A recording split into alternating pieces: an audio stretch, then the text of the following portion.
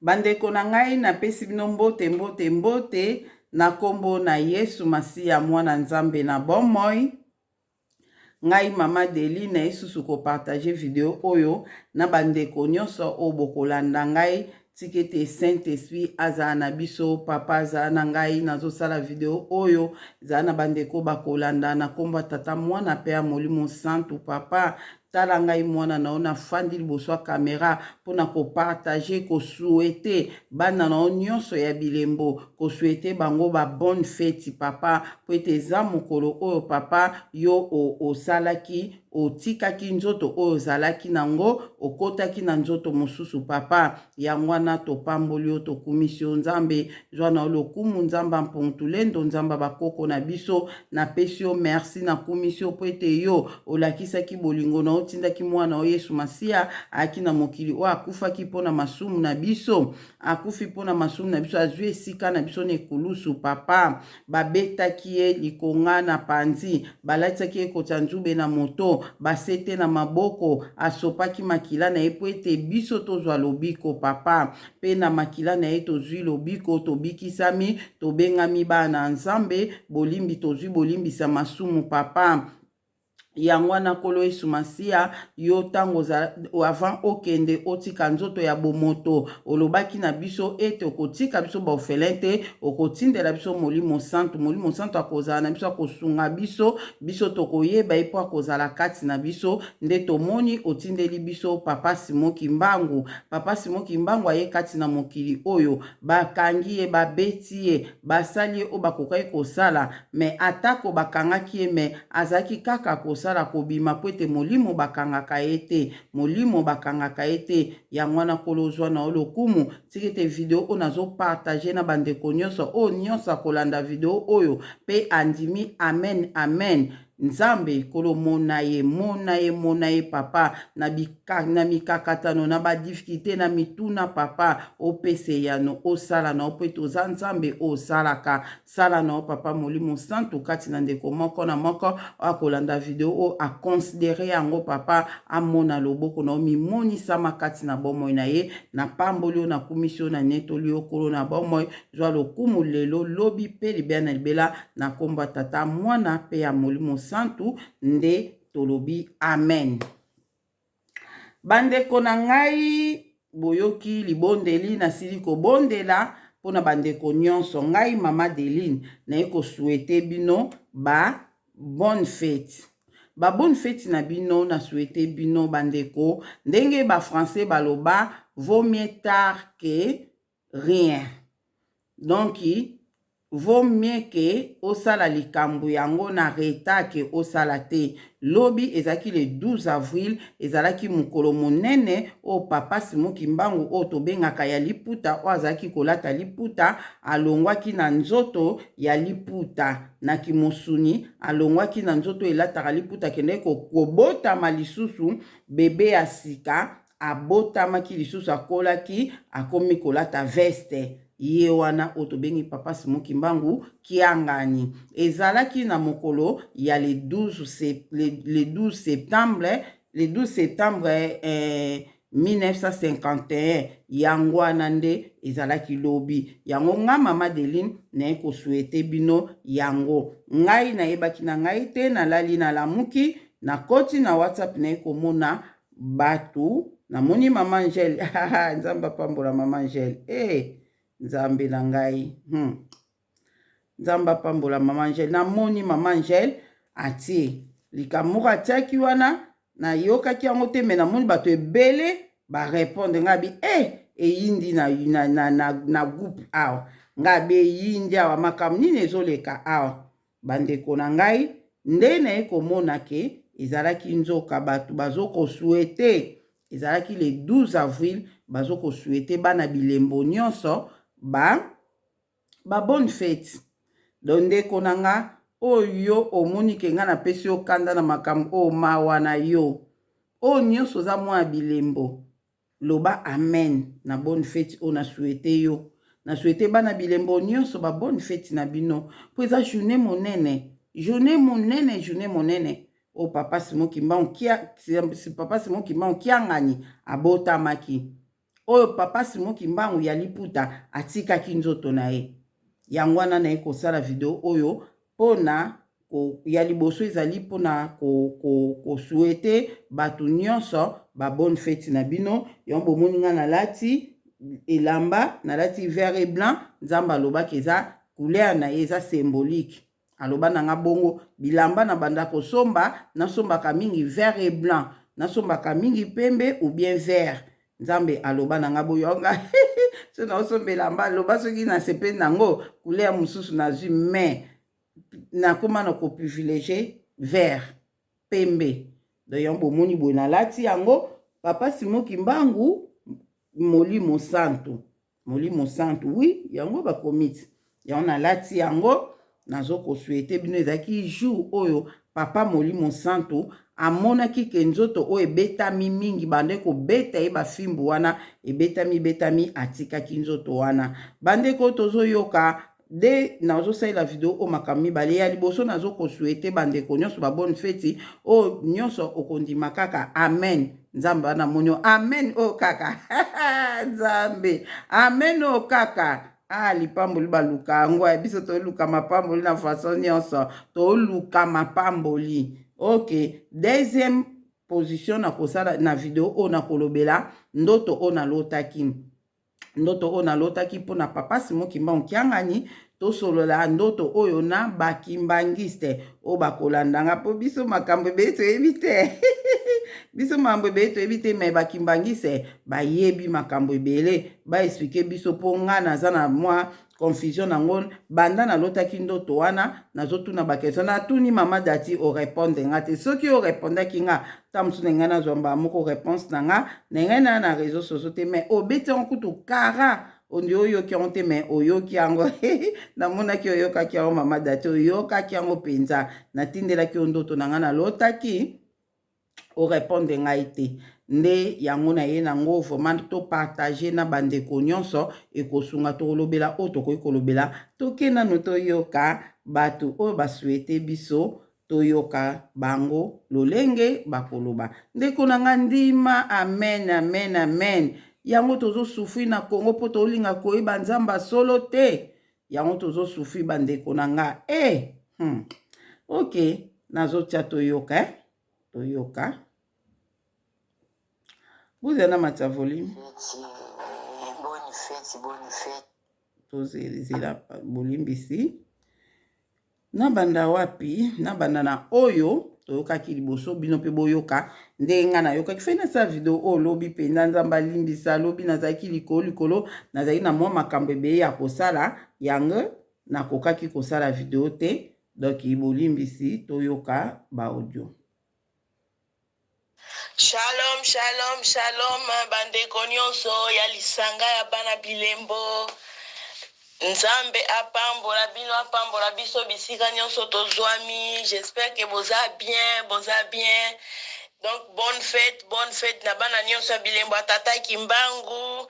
Lelo ezali mokolo ya mbotama le 12 septembre. Ndeko nange siko zali ndima merci nzamba azomona yo nzamba zana yo ndima merci wana mama Angel mutaopesa biso to ndima merci nga na ndimi merci ndima pe merci ndeko nanga ndima merci nzamba omona yo atanga na omono te mama Angel omono te me nzambe na likolo ya komona otoyoka ye 1887 mokolo ya mbotama ya papa Simoki Mbangu l'homme en pagne. Donc ngai bisika nazwami nazo beta ya ngai bordure o bato mokili baloba ke abeti bordure. Donc lelo nazo lata o ya ngai papa Simoki Mbangu Molimo Mosantu lipambo libaluka kango bona yaka nano sebino esengo nangana non pardon eza mokolo monene ya anniversaire ya papa na biso tata Nzambe.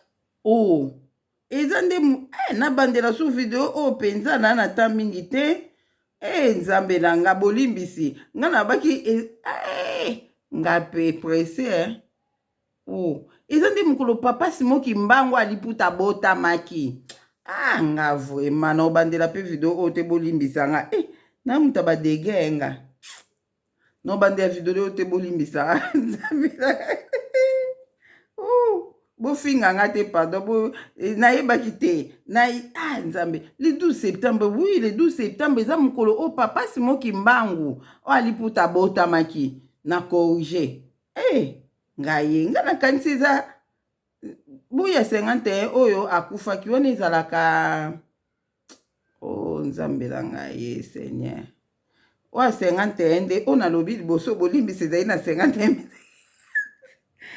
nzambe na nobande ya video oyo te nasede ya 10 minutes te nobande ya te naa na temps mingi te naa kaka do napesaka so na ba 50 minutes naa na mambo ebela osala naa bavideo ebela osala bolimbisi bandeko nanga nabosanaki mutu nyonso abosanaka anga te nabosanaka mutu nyonso abosanaka nayokaki awa mama Angela alobaki eza mbotama ya papa Simon Kimbangu ngai kiko nakanisi mbotama papa Simon Kimbangu kiangani yo nena kama ngabi mbotama na ye eute koleko ndie kala mingi te ya botama na mwani ya botama na 51 na mwani na onkoto ya botama na 51 na mwa moko nzambe na tokanga ngo eza ba histoire ya ba histoire tokanga ngo na mutu na biso nzambe na nga sunga nga na kanga mpe okay sanja aza mutu bien tande azokanga biloko do tolamuki ka na tongo nga mama de nayebaki te ezalaki nzoka jour o papa Simon Kimbangu o aliputa abotamaki eza jour wana oyo abotamaki bandeko bolimbisa ngai nasaki ere mutu nyonso abosana yo mpo ozolanda ngo bosanaka yonga mpe nabosani na nga nzambe no bande ya video oyo te bolimbisa nga to progresse pardon foma na temps mingi te nazala mposa nasala ata 4 video na journal lelo po esunga biso ti semaine prochaine esala bien vraiment po bato boluka te ke mama de noke wapi semaine prochaine osala bavideo te nazala mwa makambo ebele ya kosala semaine prochaine na voyage semaine prochaine na voyage tokunda matanga lobi après dimanche après kilte na voyage na nga ok na voyage do le na voyage na okoka osala bavideo te Marcelo Tunasi kutu akufeli mwasi Marcelo Tunasi akufeli mwasi un mois kokaki te a voyage ak Espagne o alobaki akesa ni akezwa soki soki nini nzambe na nga na okunda noko na nga lobi après dimanche na voyage donc yango nalingi nasala mwa quelques vidéos ata 4 vidéos po esunga ti semaine prochaine naa na temps mingi te me koloba naa na temps mpona oloba naa na temps mpona oloba me kobandela naa na temps te bolimbisa ezalaki jour oyo papa Simon Kimbangu Molimo Santu abotamaki ozomona eza jour oyo abotamaki toyoka mama nje tobandela toyoka shalom shalom shalom bandeko nyonso ya lisanga ya bana bilembo nzambe apambola biso bisika nyonso tozwami j'espère que boza bien donc bonne fête na bana nyonso ya bilembo ya tata Kimbangu lelo ezali mokolo ya mbotama le 12 septembre 1887 mokolo ya mbotama ya papa Simon Kimbangu l'homme en pagne donc ngai bisika nazwami nazobeta ya ngai bordure o bato mokili balobaka abeti bordure donc lelo nazolata oyo ya ngai papa Simon Kimbangu Molimo Mosantu lipambo libalukaka ngo bon nangaka na annonce bino esengo nangana communiquer bino esengo nangana mokolo lelo eza mokolo monene ya anniversaire ya papa na biso tata Nzambe Molimo Mosantu papa Simon Kimbangu le grand liputa. Allez, bonne journée. Merci maman Angèle. Ndeko na bopesa maman Angèle merci nzamba omona yo nzamba zwa lokumu nzamba za malamu toyoka bato oyo barépondre mpe basouhaite susu toyoki bango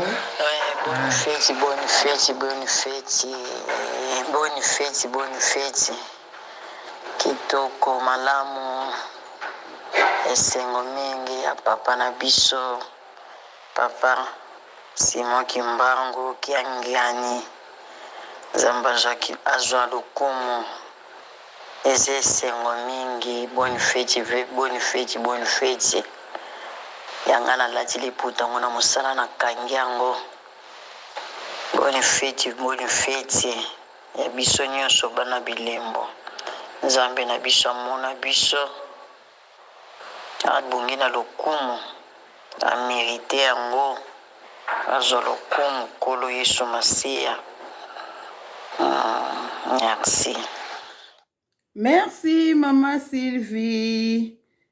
Merci Maman Sylvie. Toyambi yango bana bilembo nyonso ya Adeline TV. Bayambi yango. Merci, merci, merci.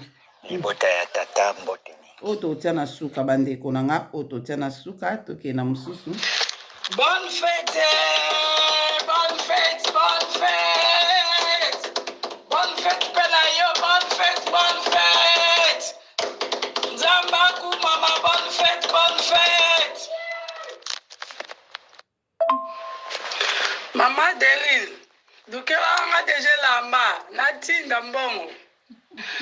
Na Kinshasa nazalaki me komelenga mwana somba ezalaki te.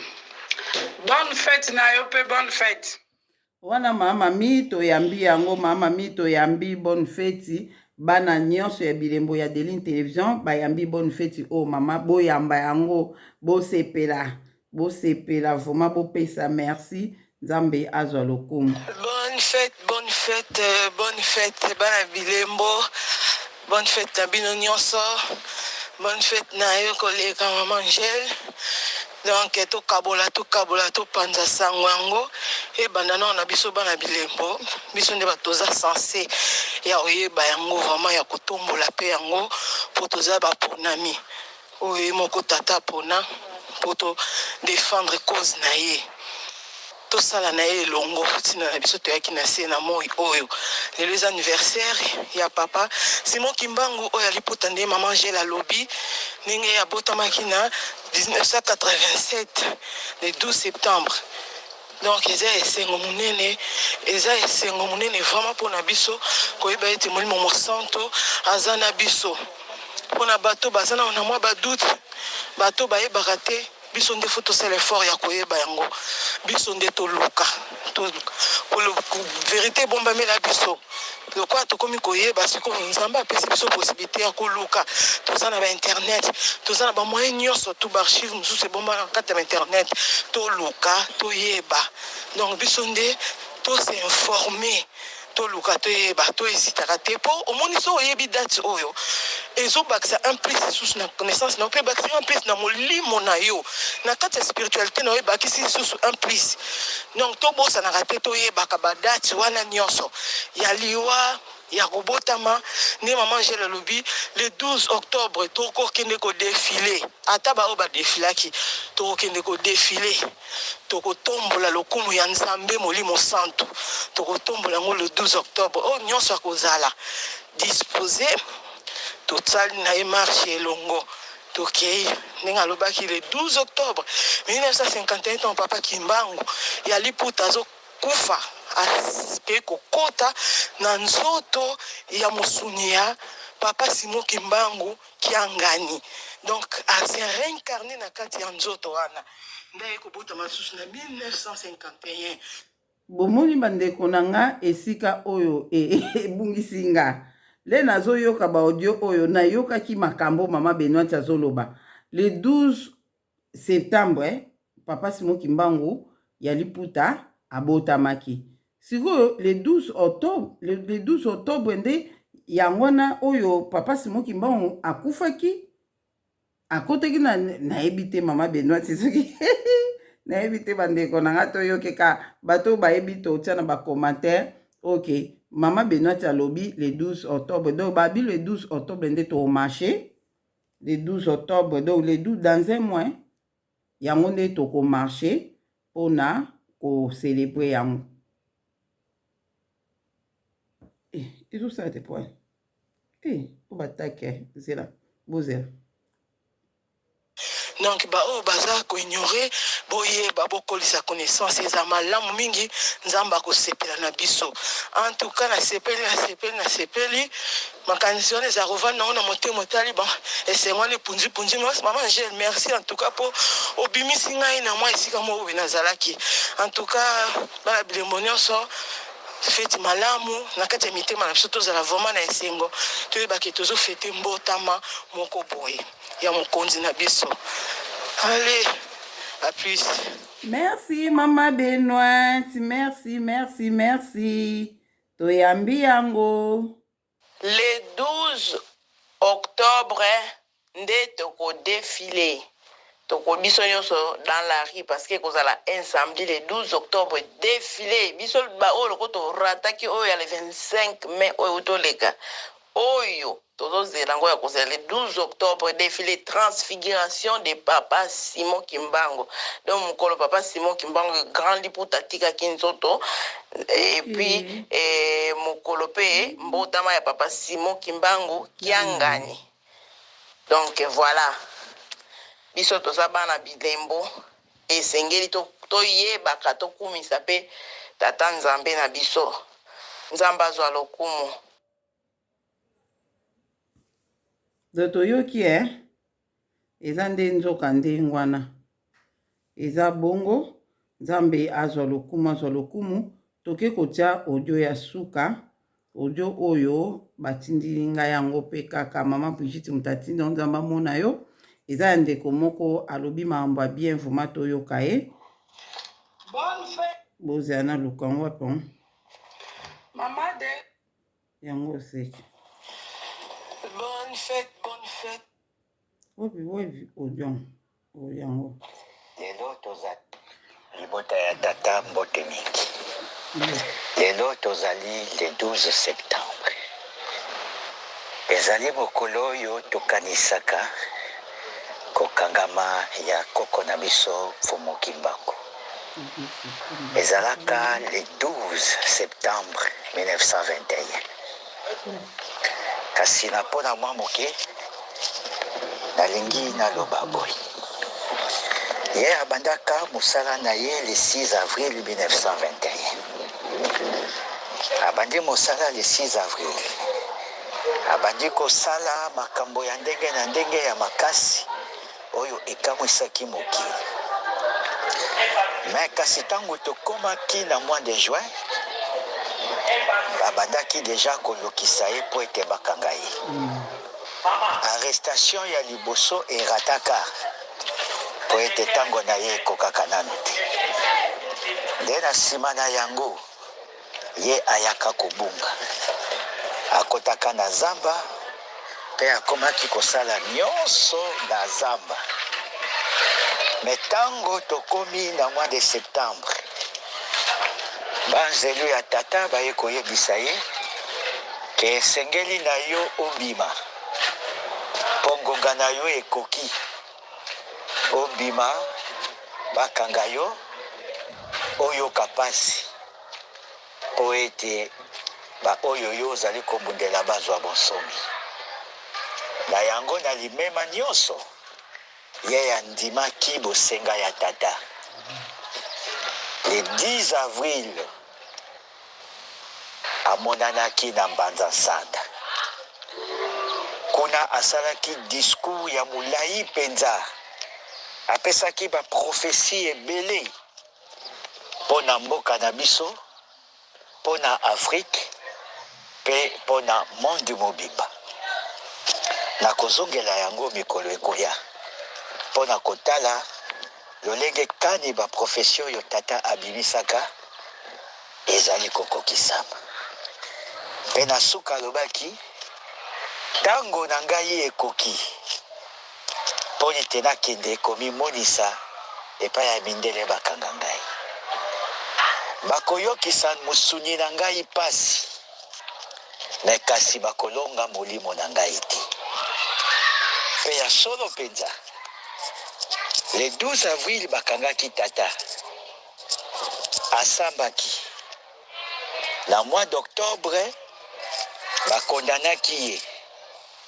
Bakondanaki ye d'abord à mort. Mais bayaki kokommuye peine na ye en prison après perpétuité et aux travaux forcés.